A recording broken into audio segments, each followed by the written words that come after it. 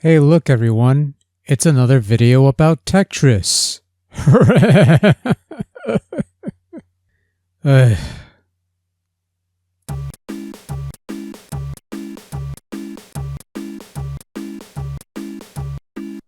This is Tetris, released in 1986 for MS-DOS from AcademySoft, the very first DOS conversion of Alexei Pajitnov's original Electronica 60 iteration of Tetris, a game you could play on the Tetris Forever compilation currently available on various platforms, but we've already sampled this game ages ago.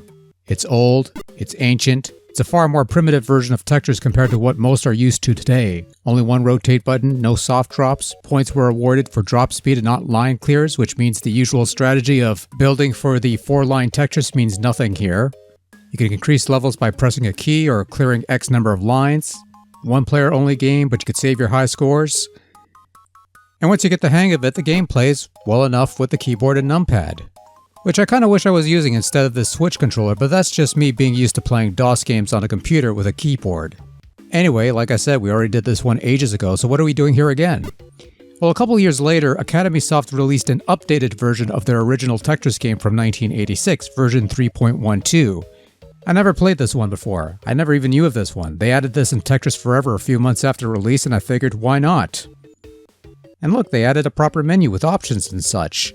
And there's a new Phantom mode where all the square pieces are invisible, which left me entirely convinced that once upon a time, a young John Felix Anthony Cena stole his whole "you can't see me" shtick from this game and never gave proper credit. Now that is a dysfunctional, abusive relationship that needs to be remedied as soon as possible. But I digress. Anyway, that's the only real update to this thing. If you're expecting additional stuff like a second rotate key or soft drop features, I don't think we've reached that point yet in the Tetris timeline. We're still trying to figure out who has the rights to what, and we still haven't got to the card chase yet.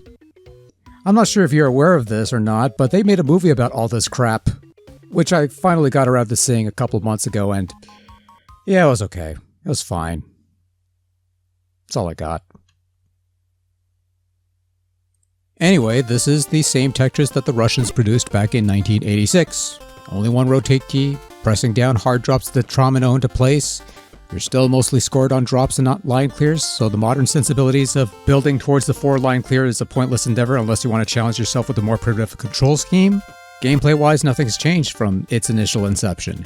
The only real addition, like I said, is the Phantom mode, which merely cloaks all the square pieces so that they're invisible. It's an interesting challenge mode to say the least, but after a while, it got a bit frustrating, I got bored, and I just stuck with plain old regular Tetris, which works just fine for me. But for you, this could be something interesting, I don't know. Maybe, maybe not.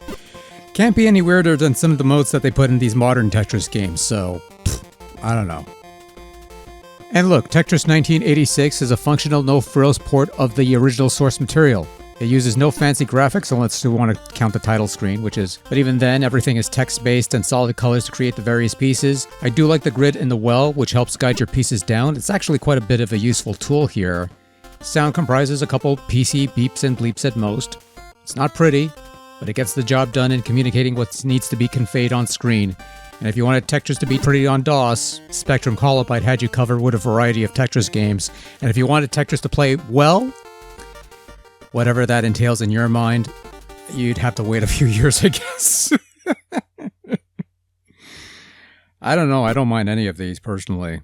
It's like, once you get the hang of some of the earlier ones, it's not all that bad, but if you're just one of those people who just prefer modern Tetris, you can't get into these, there's not much I could do for you there, but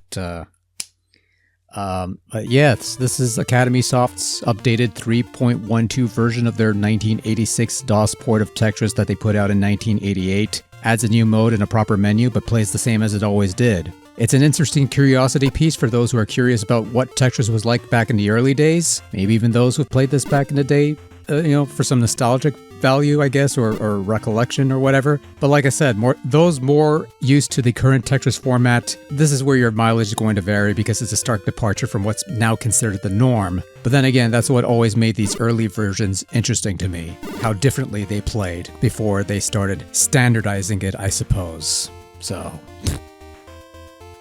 I don't know. I like it for what it is. Probably didn't appreciate it the first time I played it years ago, but now, it's Tetris. You can't really go wrong with that unless they really find a way to fuck it up, and I don't think I don't know if I want to go that far. I think I'm rambling. I'm done. Good night. Bye.